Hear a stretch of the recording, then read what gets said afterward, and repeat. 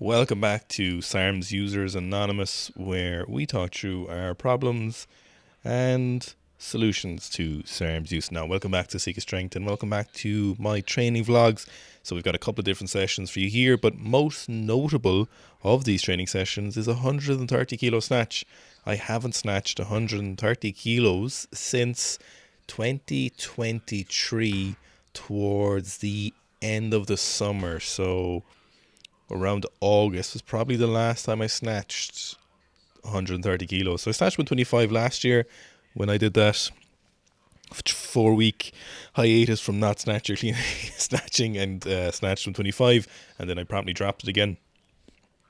But we're back on that pony, and today, the first session, we're doing low hang snatches. Obviously one of my favorite variations for me personally. Some of my athletes get it, not all of them need it. It kind of depends. It's in some of our programs and some of the weightlifting at points, but it's a very useful one in certain circumstances. For me, the big thing is position, so keep my shoulders over the barbell and keeping my hips back and not bringing them in too early. So mistake I was making here on these low hang snatches was I wasn't keeping the barbell close enough to me in the second pull. So as the barbell was passing back, I wasn't bringing it back enough to me. So I was bringing my hips towards the bar just slightly too early. Not a huge amount, but certainly enough to affect the quality of the lift. So our top sets here at 100 kilos, and I was pretty happy with these 100 kilos by and large. Some sets were better than the other sets, really hitting the top speed as much as possible and good foot movement. Could have been securing those first reps better. They weren't misses, but they could have been better. So I've been really trying to work on that at the moment, is making sure that first rep is as good as the second rep. And most of the sets, the second rep was significantly better. Now, not that the first rep was bad by any means, but it is something I want to clear up. So again, solid first reps there, no issue. Now on the pull, you can kind of see probably coming back with my shoulders just a small bit. It might be super apparent. I should be really bringing the barbell back towards me, but I'm kind of standing up more from the low hang position, but instead I should be kind of following through like I would on the floor, is sweeping the barbell back towards me. Now speed is pretty good on these, so I'm happy. Overhead position is improving, so I'm happy with that. So we're getting there with the progression. I think we're up to 15 sessions now of snatches. That's including literally the first day I had 40 kilos. So did a lot of volume, and all of these sessions are a lot of volume. That was a nice set there. Really good aggressive pull under. Quite happy with that. Some of the reps you'll also see is, if you watch the catch position, specifically in the first reps, you'll see a little bit of a shift forward in the bottom position, a shift my balance, and that's from losing control of my lower back position. So butt wink, while it might be something we argue about in back squats and angry physios don't care about, but in the snatch, if we're butt winking in the bottom position, we're losing control of our thoracic, and that's affecting the overhead stability. So we need good, strong lower back control in the bottom of an overhead squat. So again, speed is good in these. I'm happy with them by and large. Then moved on to some squatting, so just some sets at 220. So here's the last set at 220 kilos for a triple. And it's going so well. Some sessions it feels super easy, some a little bit harder, but that is to be expected.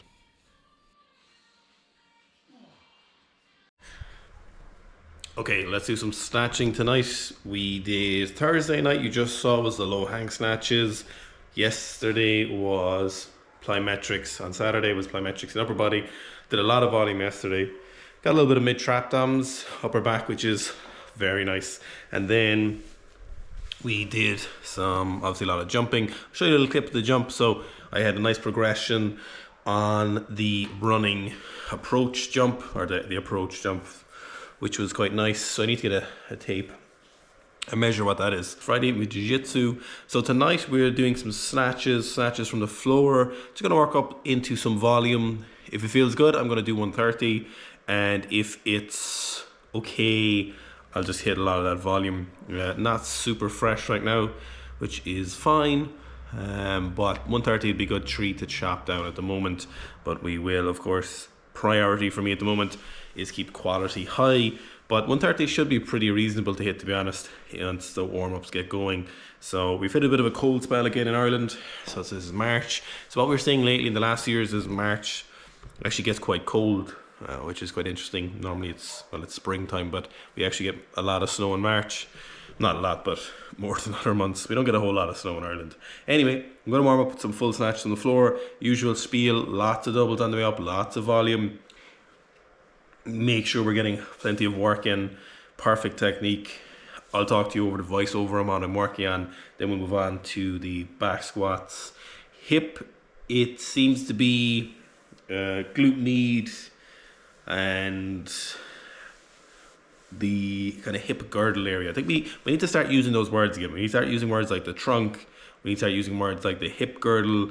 I think that's the vernacular we need to get back using. But anyway, glute med and related areas are quite tight. So even if I'm in a pigeon stretch, so a standing pigeon stretch, resting is quite limited range of motion in terms of external there. So that would explain the IT band issues. So I need to work on that. Need to get some soft tissue work in there, but it's not pleasant. So that's from my therapist I was talking about. I might try to do a full video session with the therapist. I think that might be interesting. We just talk through.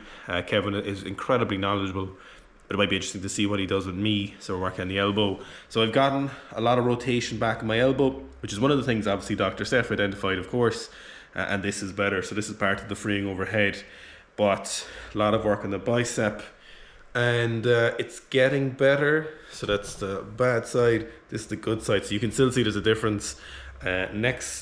Next week we're going to work on the tricep. So it is getting better. It feels freer, but I feel a lot of blockage in the tricep. But the whole arm and shoulder is very taut, very strong. So it needs to be worked through over the course of a period of time. And I knew that, and that's totally fine. But for you, it's important to remember that if you go to a physical therapist, and that's one of the actions to do, it won't be done in one session, and it's probably easier to hear it from me because it sounds like they're trying to sell you a lot, and sometimes it can take a couple of sessions.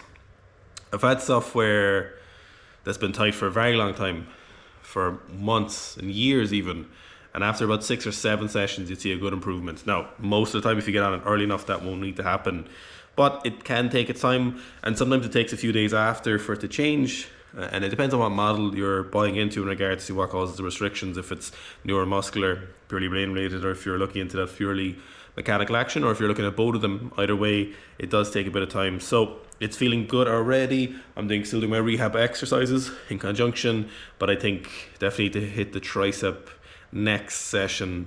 I have a feeling that'll help it a lot. So I'll keep you updated. Loads of people are asking about the elbow, and I am gonna do the most comprehensive video I can think of. I'll try and get Steph and Kevin both in on the video and talk through it, because so many people have asked, and I think it's quite interesting.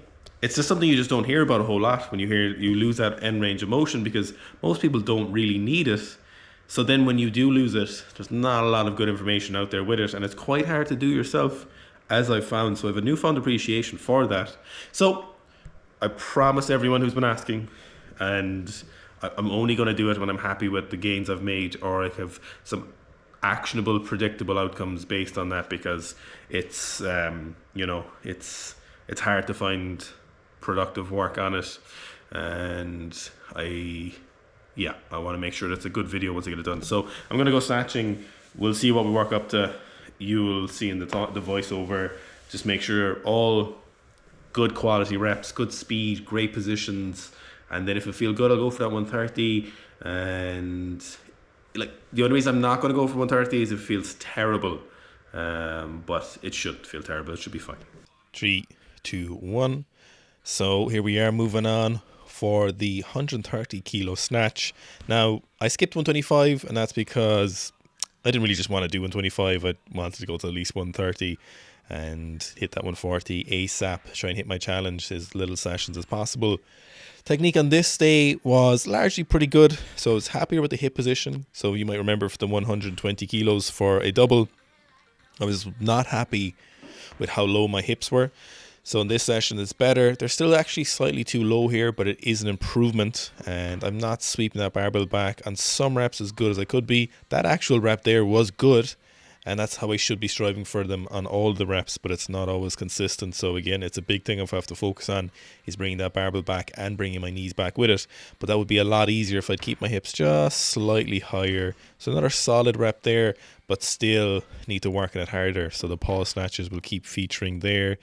and I'm pretty happy with the technique. Now it is improving a lot, so I'm happy with the progression of the technique, and the qualities, the speed, the timing are coming back, and the mobility is improving, which is great. So I'm happy with that trajectory. So 100 kilos there, 110 kilos now.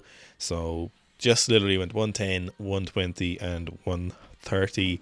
And 120 was okay. I was happy with the speed and the positions. I think the positions are actually pretty good on 120. I knew 130 wouldn't be amazing, but I knew, a lot of this is familiarity with the weights as opposed to can you do it, and technical qualities and physical qualities. It's as much as just doing those weights and experiencing them. So when I hit that 130, I wasn't really focusing too much on anything particular. More, I was just positive self-affirmations and going for that rep. And by and large, it's pretty good. It's pretty good. You can see a bit of discrepancy from the elbow side to side, but I am very happy with the improvements. There's still work to do, but we can only improve on relative to where we are. So happy with that. I'm doing my first session with Anton on Saturday, first in well over a year. So we're going to do just some snatching. Now, you might be like, Saturdays are normally upper body and plyos, but I'll move it around for Anton, of course.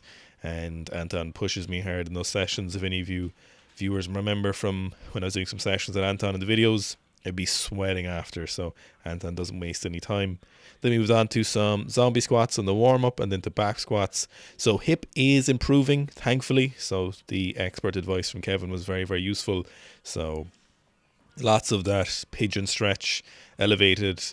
I don't like the on-the-floor pigeon stretch. I don't get into a good position, and I don't feel what I need to feel from it. So a below hip height, above knee height, a low chair, a couch, a bed or something are all very good for me when I'm looking for that good pigeon height and I feel in the best position.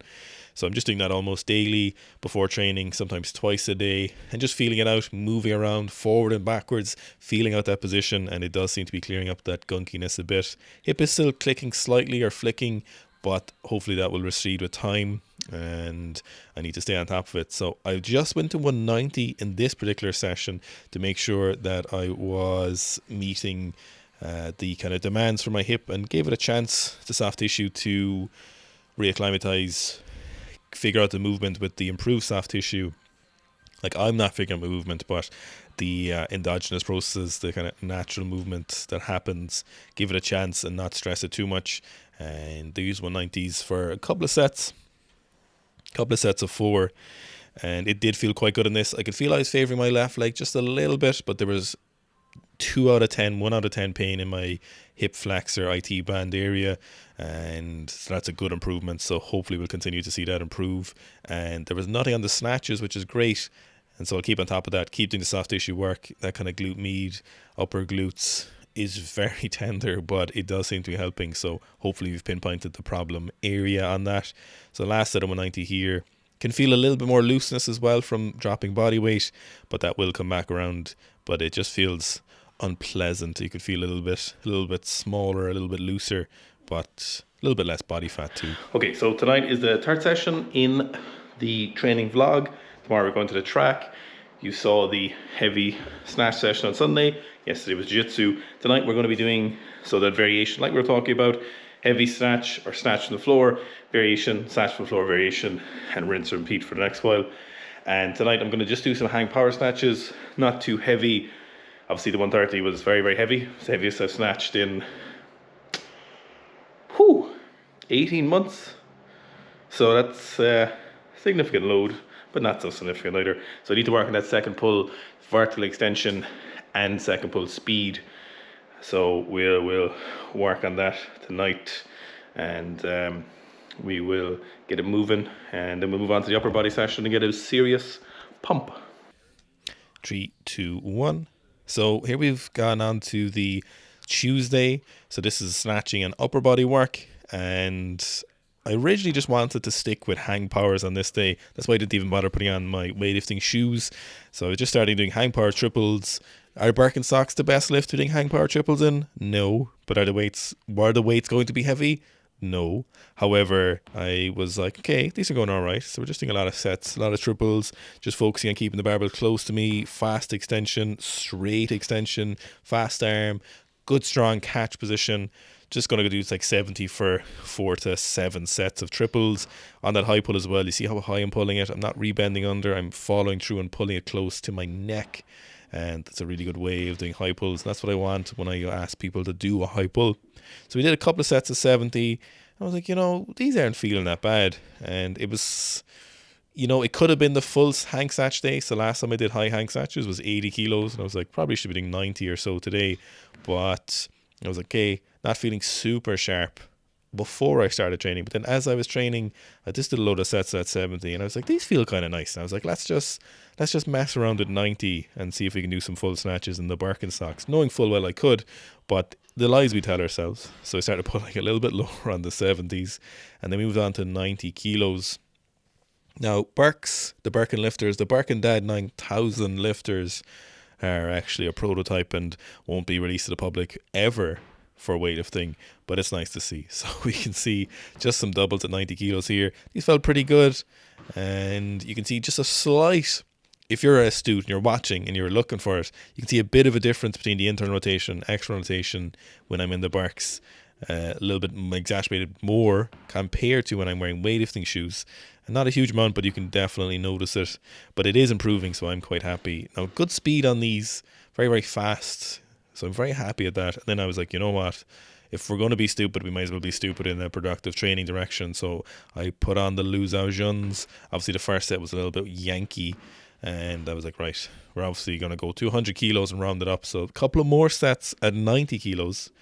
And I was very, very happy at these. Very happy sets at 100 kilos. Now, big thing, a lot of times people ask, they're like, how do we get faster at weightlifting? And you get faster at weightlifting by going faster, by moving faster. Now, you still have to have timing and technique first. But when you want to get faster, you and the barbell have to move faster. So the first thing, the barbell has to move fast. You can't move ahead of the barbell or your time will be messed up. So that's why you have to have good timing. But the barbell moves fast. You'll move fast with it if you have that timing. So intention is all about speed. There's no drills or anything else that'll help with that. It's going faster. So the second set here, very, very happy with this. Really nice and precise, good speed, super confident and strong and stable in that bottom position. And I hope you can kind of see that. Then moved on to upper body. So I didn't film the full session of upper body, but I did a lot of volume. Upper body sections of training days are probably take you about 30 minutes, and I do everything supersets. I just do not enjoy waiting around in between sets of bodybuilding. Now, I am enjoying the bodybuilding. I can feel my lifting, the physique is changing, so it's all good stuff.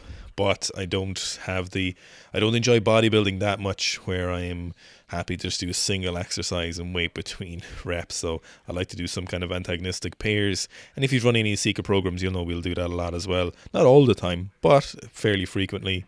So we're doing some shoulder press. I added in the shoulder press because I was kind of hoping the 16 kilo dumbbell would do something, but I was doing like 4 or 5 sets of 12 and I was getting nothing out of it. So I kept in the Meadows rows. I did some Meadows pendlay rows as they got a little bit heavier, and I was getting a nice contraction in my back, and I was quite happy with that. And then we moved on to 7.5 kilo shoulder raises, so one at a time, and getting a decent pump on those. So with nice progressions, I think we'll be able to get up to 10 kilos with good form in probably a week or two, and we want to make sure they're honest. Now, moving on to the track session. So we're still hitting up that track session once a week, and we're doing plyos once to twice a week. And track is going quite well, and I can feel it's definitely getting better. So we're starting off with these sessions, mostly doing big, long bounds, so long steps. Now, that mightn't look that long, but to me, this feels massive. But it's just a proprioceptive thing. I'm not used to opening up that much in terms of the stride length. Why would I be? So this is one of the things I'm really trying to drill in. And the second thing I was practicing today was a lot of starts. So literally the first 10 yards I want to practice the 3-point start, and then the first couple of strides I wanted to dial those in terms of like frequency and length of what I was hitting. Now, I wasn't really worried about speed too much, so I was just worried about positions in particular, and I wanted to make sure that I was hitting good positions. I was hitting the right style of start position, make sure it felt powerful, and definitely getting better at that. And then I was also trying to focus on not coming up too early, which was better on some sets, but still looking at this now is valuable because I can see I'm still bringing myself up a little bit too fast, so I need to be kind of lower into that. Now, one of the things I don't have the mobility yet for the thoracic rotation, that you can see, is I cannot once I'm nearly upright, my arms just hate going that far back. Even standing, I can't get them that super far back in terms of that mobility, but it is something I'll work on. It'll get better with the running as well. And so I did a lot of these starts. I did about 10, 12 of these throughout the course of the session. And I think they're getting better. This will probably get a little bit better as well as I free up. And we finished off the session with some hurdle bounds. Now, the hurdles was a mistake I made was I took off the track shoes or the spikes. The track was super slippery. I'm wearing the new Innovate Vivos, that's not even right. The Innovate XF barefoot shoes, and I really like them, but nothing's grippy enough on the track like spikes, so I was slipping as I was jumping off on these hurdles. So next time I'll need to make sure that I'm wearing those spikes. So good progression in training overall. The body weight is going well, physique changes are well, snatch is going well, squat strength is staying there. Mostly concerned about my hip improving, which it is, so that's going well. Elbow, trying to improve that as much as possible. It's getting there, but it is slow, but I think I'm on the right path. And then the track sessions are going well. Still a lot to improve upon in personal. You know, it's funny, we've helped so many people get faster and helped athletes get faster and more powerful, and, you know, all the way from track athletes to rugby players to soccer players, field sports, all that. And, you know, they usually have their technique down, and it's always interesting. That's why I'm doing this. Is one of the reasons is personally to validate methods and become a better coach. I also really want to do it as well, first and foremost, but doing that action is always valuable, and it's always good to put yourself in those shoes. You know, if you're going to be an S&C coach, you better have the C down as well in terms of conditioning, and make sure that you can not even walk the walk, but it's the experience itself, and put yourself in there in those shoes. You don't even have to be that good at it, but as all those modalities that you touch is very, very valuable. It's all learning experience, and you learn. If I find as a coach, what you learn is new questions to ask when you're doing stuff, and it's always very, very useful. And jiu-jitsu is going very well also. So conditioning is feeling good now as I'm down a few kilos, and I'm finally over the bout of sicknesses that I was getting so far, touching wood. So I'm pretty happy with that. And overall, everything's going quite good, and I'm very, very happy with that. So I hope you're enjoying the training vlogs. Check out the Sika Strength app on iOS and Android. Maybe you're an athlete who wants to get stronger, you want to get a bigger squat, maybe you want to become all of those things, you want to become stronger, bigger and faster. Check out the horse program on the Sika Strength app to run those concurrently. And thanks for watching the training vlogs. I'll talk to you later.